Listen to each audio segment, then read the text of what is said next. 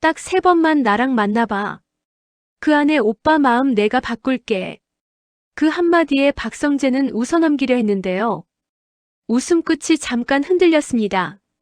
장난처럼 들리는데 약속은 이상하게 날카로웠고 그 말이 오늘 하루를 비정상으로 바꿔놓았거든요. 고성이가 정식으로 맞선 판을 깔았습니다. 박진석과 은밀히 합의해서 날짜까지 잡아두었죠. 성재는 표정 하나 안 바꾸려 했지만 속으로는 계산이 바빴습니다. 우리 집안하고 조건만 맞으면 아무나 하고 결혼해야 됩니까? 그 말이 목구멍까지 올라왔지만 삼켰어요. 그때 수빈의 말이 생각났죠. 오빠가 어떤 이유로 나를 만나든 상관없어. 근데 3번은 진짜로 나랑 만나줘. 끝나면 오빠 결정 따를게. 가볍게 들릴 수도 있었지만 그건 도망칠 구멍을 닫는 제안이었습니다. 성재는 단칼에 잘랐죠. 장난 그만해라. 늘 하던 말투였는데요. 그 말 뒤에는 나 흔들리고 싶지 않다는 진심이 숨어 있었어요. 그런데 집에 돌아오자 상황이 이미 굳어 있었습니다. 거실에 앉은 박진석이 묻습니다. 이미 만나는 사람 있어? 고성이는 미소로 덧붙였죠. 있다면 언제 한번 집에 데려와. 그 말이 이상하게 칼 같았어요. 성재는 본인도 모르게 대답했습니다. 있습니다. 그 순간 공기가 바뀌었고 누군데? 라는 아버지의 말이 바로 날아왔죠. 시간이 필요했어요. 그래서 다음 날 성재는 전화를 걸었습니다. 3번, 그거 아직 유효하냐? 수빈은 단숨에 대답했죠. 첫 번째 오늘이야. 퇴근 후 8시. 고성이의 계획으로 박성재의 맞선이 진행되자 성재와 수빈 사이에 큰 변화가 생기기 시작합니다. 구독과 좋아요로 두 사람의 미래를 응원해주세요. 첫 만남은 화려하지 않았어요. 비오는 저녁 오래된 분식집에서 마주 앉았습니다. 성재가 어색하게 국물을 저으면서 말했죠. 더 맛있는 거 사줄 수 있는데. 뜬금없었지만 그건 오늘은 도망 안 치겠다는 뜻이었어요. 수빈은 웃으며 말했죠. 오빠 나랑 있을 때만이라도 그냥 나 좀 봐. 장소는 아무 상관없어. 진심이 장난처럼 흘러나왔고 성재는 계산이 멈췄습니다. 가짜 연애처럼 보이게 하려던 게 목표였는데 이상하게 그날 이후로 회사 복도에서 수빈이 웃으면 마음이 잠깐 멈추더래요. 두 번째 만남은 가족 이야기가 나왔어요. 성재가 무심하게 물었죠. 너는 가족한테 뭐가 제일 미안해? 수빈은 잠깐 생각하더니 고개를 들었어요. 엄마한테. 내가 좋아하는 걸 좋아한다고 말 잘 못하거든. 근데 이번엔 돌려 말 안 하려고. 말은 담담했는데 묘하게 단단했죠. 성재는 고개를 끄덕이면서도 마음 한가운데 불편한 생각에 스쳤습니다. 나는 언제부터 가족 앞에서 이렇게 조심스러워졌지? 3번째 만남은 예고 없이 앞당겨졌어요. 고성이가 맞선 날짜를 갑자기 땡겨버린 겁니다. 이제 내 나이면 누굴 제대로 만나야 하지 않겠니? 논리는 완벽했고 방향이 너무 정확했죠. 성재는 회사를 뛰쳐나와 휴대폰을 눌렀습니다. 오늘이 3번째다. 지금 시간 돼? 수빈은 망설임 하나 없이 대답했어요. 오빠, 나 지금 근처야. 그와 동시에 다른 이야기도 흘러가고 있었죠. 지은호는 친가족을 찾겠다고 결심했습니다. 이상철의 말 한마디가 용기가 됐어요.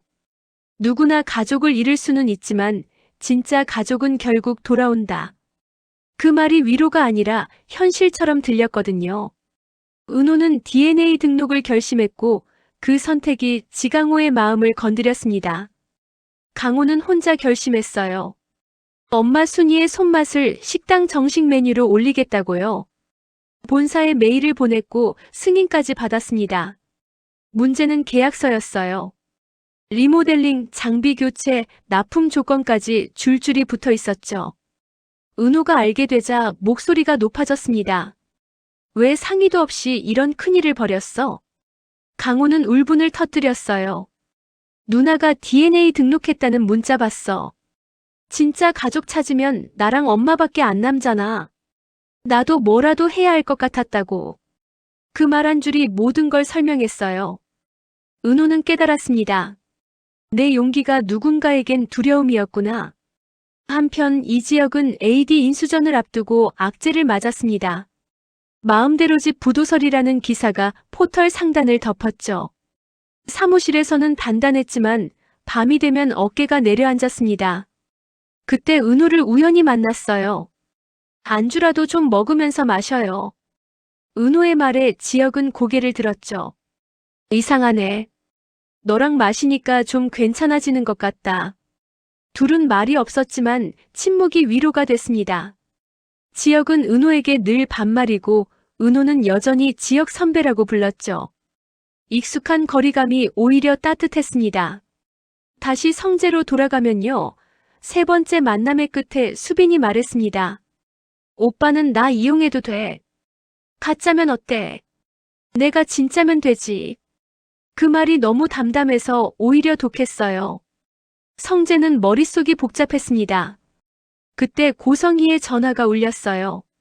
이번 주 안에 인사 자리를 잡을게. 집에 데려오렴. 성재는 시간을 더 못 벌겠다는 걸 알았습니다. 수빈아, 이번 주에 우리 집에 가자. 수빈은 피식 웃었죠. 드디어 나 진짜 소개하는 거야? 집에 들어서자 박진석이 단도직입적으로 물었습니다. 어느 집안이냐? 성재가 숨을 고르기도 전에 수빈이 앞으로 나섰죠. 저 집안으로 소개할 만큼 가진 건 없어요. 대신 오빠 옆에 있을 마음은 확실해요. 박진석의 미간이 좁혀졌고 고성희는 미소를 살짝 올렸습니다. 그 마음이 오래가면 좋겠네. 오래가는 게 제일 어렵거든. 말은 부드러웠지만 안엔 칼이 있었어요.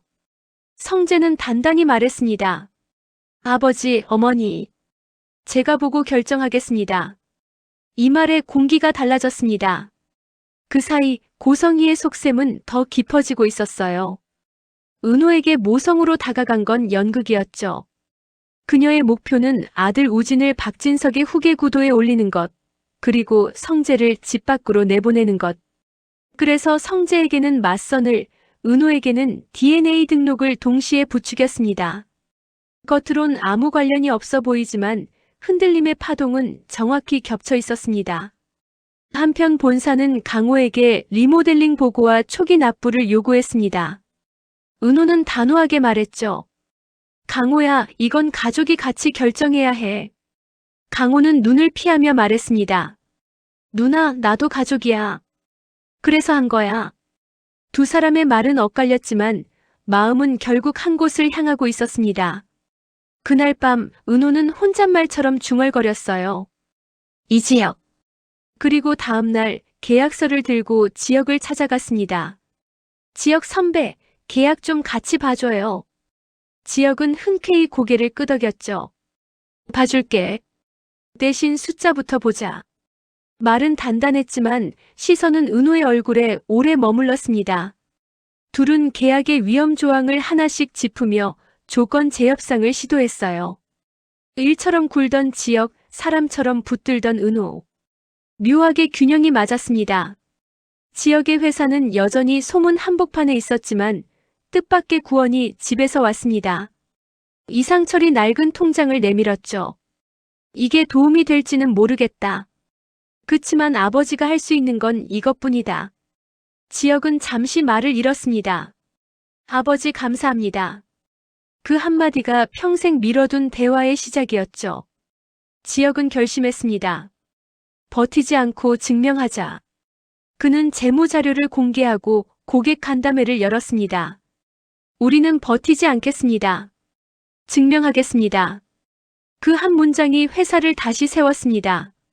그날 밤 고성희는 방 안에서 전화를 걸었어요. 다음 단계로 가요. 책상 위에는 두 개의 서류가 놓여 있었죠. 하나는 혼사 일정표, 다른 하나는 DNA 매칭 결과. 두 서류가 같은 집안에서 서로 다른 사람을 겨누고 있었습니다. 그리고 다른 한쪽에서는 성재가 수빈을 만나러 나왔습니다.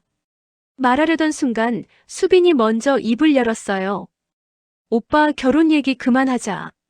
나 이제 가짜 같은 거 싫어. 나 진짜로 할래. 성재는 잠시 숨을 내쉬었습니다. 수빈아, 지금은 완벽하게는 못하겠다. 근데 피하지는 않을게.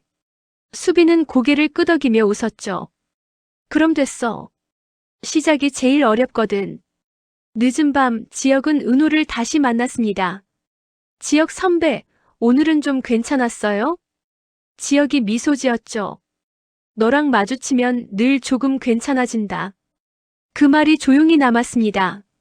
박성재는 가짜로 시작해 진짜의 문턱에 섰고 이수빈은 장난처럼 보이던 확신을 행동으로 바꿨습니다. 지은호는 가족을 찾아가며 가족을 다시 배우고 지강호는 서툴지만 지키려는 사랑을 배웠죠. 이지혁은 진실로 회사를 세웠고 이상철은 말 대신 손을 내밀어 아들을 지탱했습니다. 그리고 고성이는 미소 속에서 또 한 장의 설계도를 펼쳤습니다. 아직 모든 비밀이 풀린 건 아니지만 사랑과 욕망, 진심과 계산이 한 집안에서 부딪히는 지금 우리는 이 이야기에서 눈을 뗄 수 없을 겁니다.